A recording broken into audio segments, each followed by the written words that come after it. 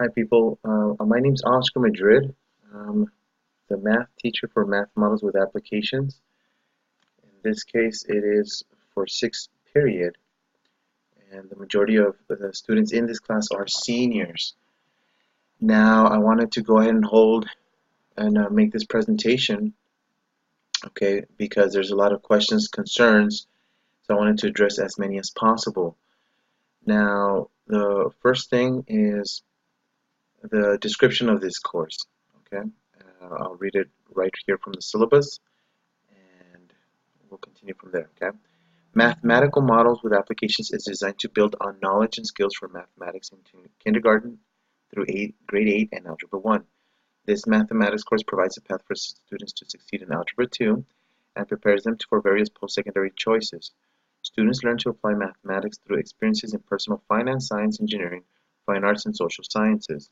Students use algebraic, graphical, and geometric reasoning to recognize patterns and structure model information, solve problems, and communicate solutions. Now, what I'm hoping to present here is the approach that um, that really is transforming education. So really present this opportunity that is really geared for all grade levels, including seniors. Namely, that the traditional way of learning um, is changing. Okay, I'm part of that change myself, but I do understand that EPISD is now a district of innovation.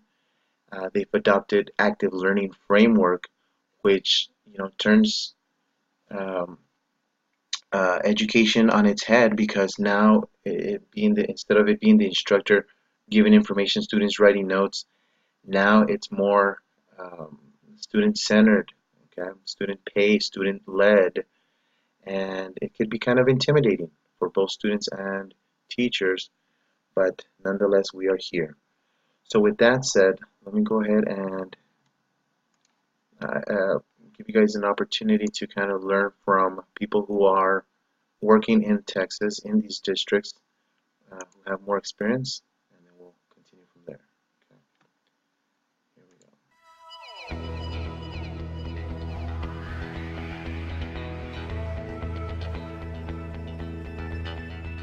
We are living in the most dynamic time in education in over 100 years. The intense pressure and unprecedented opportunity to create the next generation of education is happening right now, and we can be a part of that. The pressure, of course, comes from increasing accountability and external competition, and this rapidly changing landscape around us that urges really every caring educator to want to ensure that all learners are ready for this unpredictable future. The opportunity is about the fact that we have this legacy of success in American education that we've all inherited, that we can build on, about continuing to try to get better and better.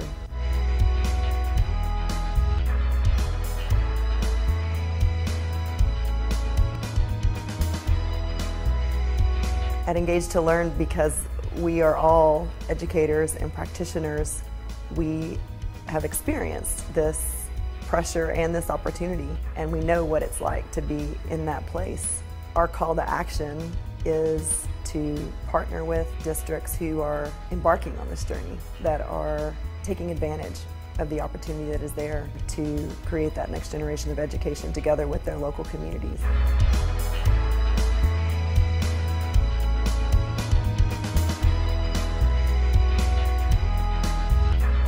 We are on a mission to help create a tipping point in American education where every district becomes a high-performing culture, where each and every learner and every adult in the system is fully engaged. They are able to use their God-given gifts every day. And they're growing academically, growing socially, growing towards their personal and professional goals. Okay, so as you can see, there's that word opportunity. Now, I agree with that. I use it myself. The one big thing, my takeaway from this, among other things, is that this is an opportunity where, unlike before, where you just sit back, a teacher kind of uh, takes over the whole class, giving information. Now the student has to be active, and in this process, students will get what they put into it. So we need them invested in this process and buying into this. In my case, project-based learning, okay, where I'm not the only one involved in the teaching. They're creating, they're designing their learning, and they're not going to hesitate about learning from their peers. Okay, so let's go and take a look at this. It is so thrilling to be part of the growing movement in Texas towards more engaging and challenging learning experiences for all students. We love walking into classrooms all across the state and seeing students excited about and directing their own learning, and then able to articulate what they're doing and why they're doing it. The primary challenge, I think, almost the fear sometimes, of implementing PBL in standards-based states like Texas is that while everyone wants those engaging, authentic learning experiences for students and the benefits of PBL, the reality is that we all live with is that students have to master certain standards every year to do well in their state assessments, to meet their student accountability requirements, even to graduate.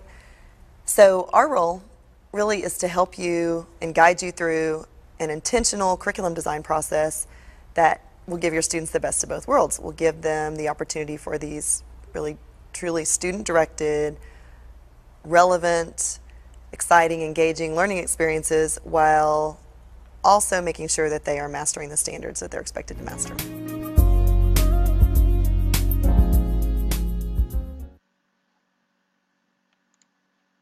Okay, so moving on here.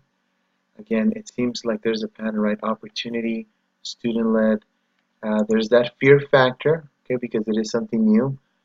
But again, this is the direction that learning is heading, where there's more than just math being exchanged, but there's ideas, there's communication, there's relationships. And let's look at this one last one here.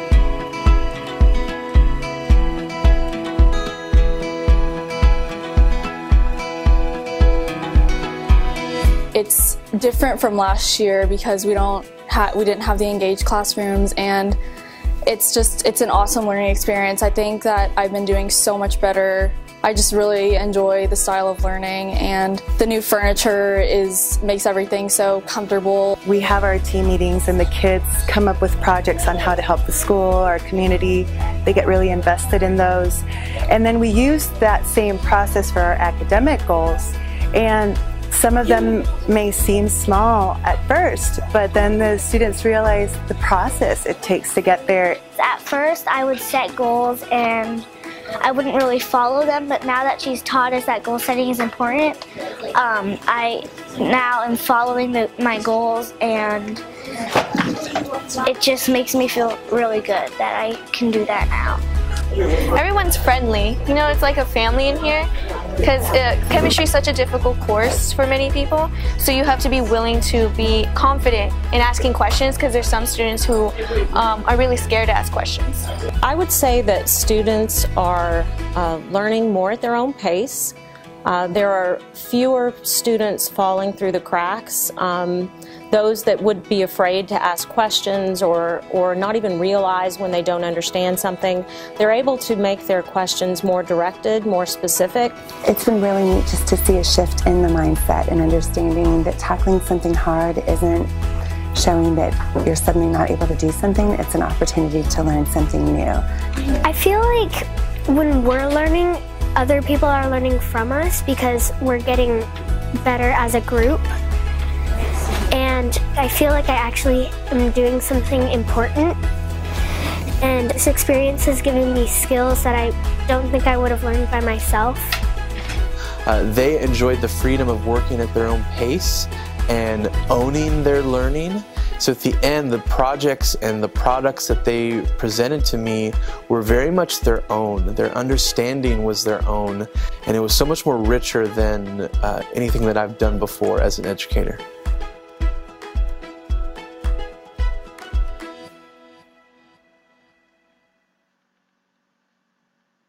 Okay, now there was some things said there that were important, specifically for students because they should have seen some, they should have recognized some images there. The workshops, the times, that's what we're doing.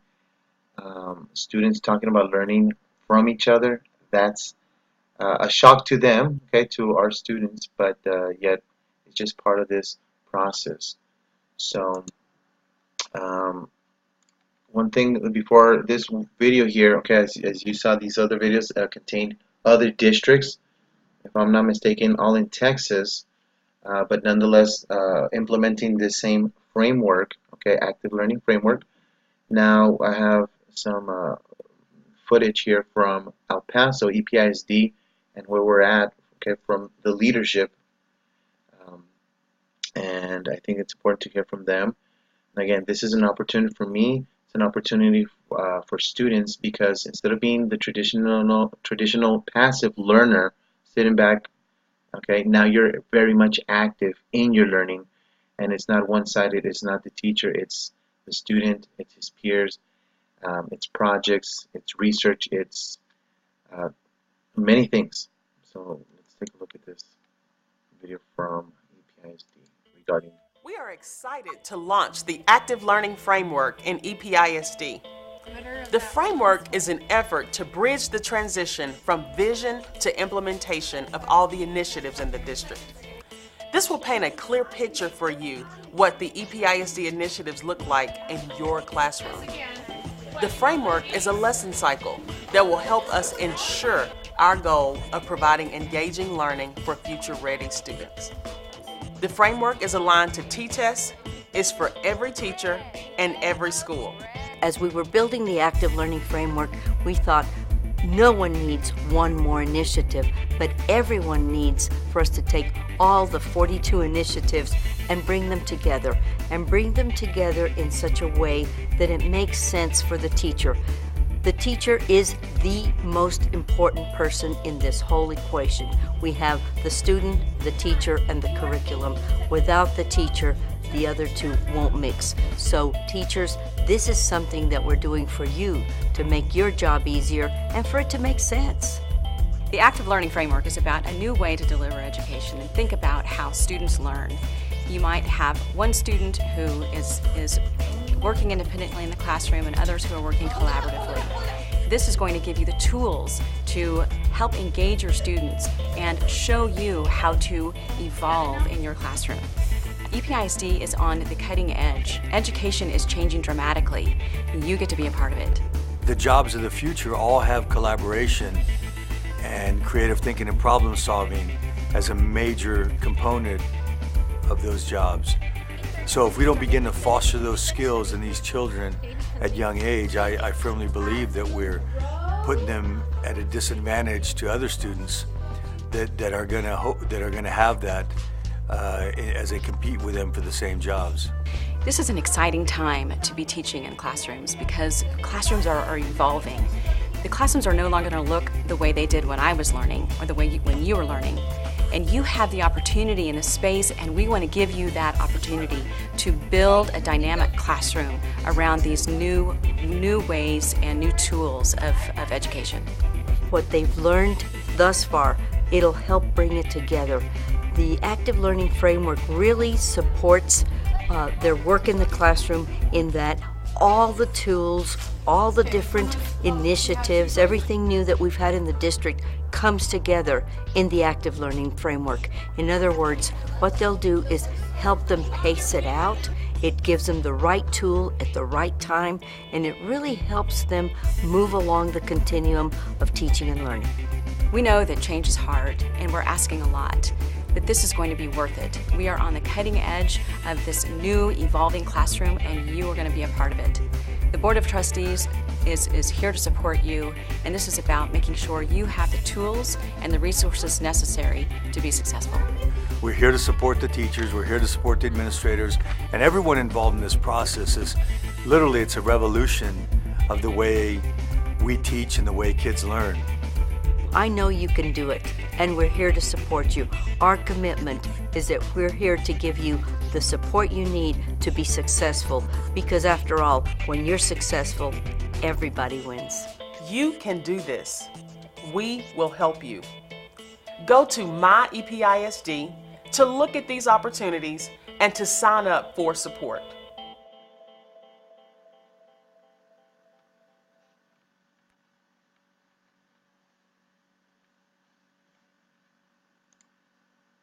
Okay, so I think I've allowed the opportunity, okay, for us to kind of see the consistency among districts with this whole theme of active learning, aka engage to learn on those earlier videos.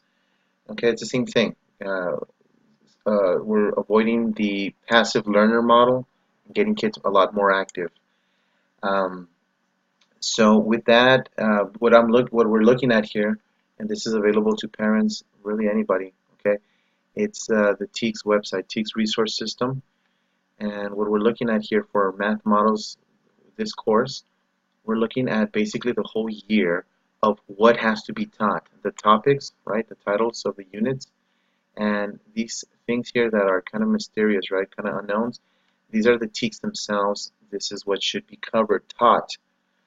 And although it can get kind of intense, that's exactly what I'm aiming for, at least with these projects that allow more flexibility, that allow for this active learning framework to really illustrate itself or demonstrate itself, okay, or come alive. Because if the student's just sitting back, teacher talking, there's not a lot of opportunity for them to maximize this active learning. So with that said, what I'm going to use as a reference is this last unit that we completed, okay, Unit 3, Shape and Size in Architecture and Engineering. Now, I'm going to go ahead and go through these specifically so you can be aware that it's beyond math. Okay, so the what, right, is math. We know math is being covered, but you'll be surprised that the bulk of these are something other than, okay, more about the how are we going to cover the math. Now, one thing I'll cover with you is that you'll see a lot of repetition. You see a lot of these M1As, M1Bs, okay, the whole year, okay, and some of these towards the end. Well, I'm going to show you, but in general, these first ones have to do more with the how, the communication, the project, the active learning, and these towards the end are the math topics themselves. Okay, so although the math topics change, something is very consistent, and it is that how. Okay, so let's take a look at some of these. Okay, so we're looking at this unit. Okay, there's a lot of information. I'm going to try and do this justice and not go on overkill, but the focus, once again, the question is, are you as a teacher covering what should be covered as far as standards, okay, in the state of Texas? And sure enough, here's the TEACS, Texas Essential Knowledge and Skills. So this is what you should be learning. So let's take a look at some of these that we'll be repeating all year. Apply mathematics to problems arising in everyday life, society, and workplace. Okay. Use a problem-solving model that incorporates analyzing given information, formulating a plan or strategy, determining a solution. So these group projects that we do, it forces students to plan with each other, strategize, to justify solutions.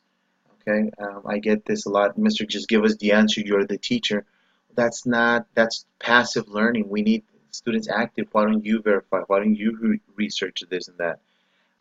Evaluating the problem-solving process and reasonableness of solution. So that's open for interpretation. It's not black and white. Okay, but that's why we have individual groups. Then we have class meetings, and there's learning from each other. That way you can get hone in a little closer as to what is reasonable. This is not easy, but it's a process. This next one says select tools including real objects, manipulatives, paper and pencil, technology as appropriate, and techniques including mental math, estimation, number sense as appropriate to solve problems. This next one, communicate mathematical ideas. This one's big. You can't really communicate if you're just sitting back and the teacher's owning the whole class period. Group projects forces you to communicate, to reason with each other, and their implications using multiple representations, including symbols, diagrams, graphs, and language as appropriate. That's big. Okay, it may not be obvious to some people, but to the students in the class, that's happening very regularly. Creating used representations to organize, record, and communicate mathematical ideas. There's forms they have to complete. There's contracts. There's record keeping. There's note taking. There's a lot of details like that that are involved in these class projects, which are math relevant. Okay, and we'll highlight that towards the end. This next one, analyze mathematical relationships to connect and communicate mathematical ideas. So I think we may have made the point here. I'll cover a couple more. Display, explain, and justify mathematical ideas and arguments using precise mathematical language in written or oral communication. I want to make the point here that we get it. Students are not teachers. Students are not experts. However, they someday will become experts. Someday they will become teachers, and this is a starting block for them. Okay. Nothing wrong. There'll be many mistakes made, students and teachers, but the real truth here is that that's a big part of the learning process, is making mistakes. Okay. Anyhow, I did mention that the latter part of that list of TEKS was math, so here it is, right? M6A. Finally, the actual math appears, and look at this one. Use similarity, geometric transformations, symmetry, and perspective drawings to describe mathematical patterns and structures in architecture. If we're lucky enough to have students carry their this last week's projects, it's evident on there. Okay, and so on and so forth. Okay, another math material. So, what are we doing here next? Now, I do have a syllabus, okay, I'll show you guys where it is. Students know exactly where it is. It's under their Schoology account, and I'm going to try and cut this short now. So it's got some information, namely the syllabus, okay, given specific details about the course. In general, I will say this, is that I'm definitely, that's all my classes, seeking to have a clean, structured learning environment, which means at all moments there's something to do. Okay. Now, of course, there is a lot of flexibility from students as to how engaged they are, but that's why we need to create this conversation, this dialogue about they need to buy into this, they need to invest into this, because they may not see the bigger picture today, but they will down the line, and we want to be a part of that in a positive manner. Okay. So what else can we say here to wrap it up? I think that's pretty much it. I do encourage everybody to read over the syllabus. Other than that, the next thing we'll be doing is maybe taking some questions and answers. I want to thank you all for your time, and I look forward to taking part of this opportunity with students, parents, admin, and fellow teachers. And again, thank you for your time.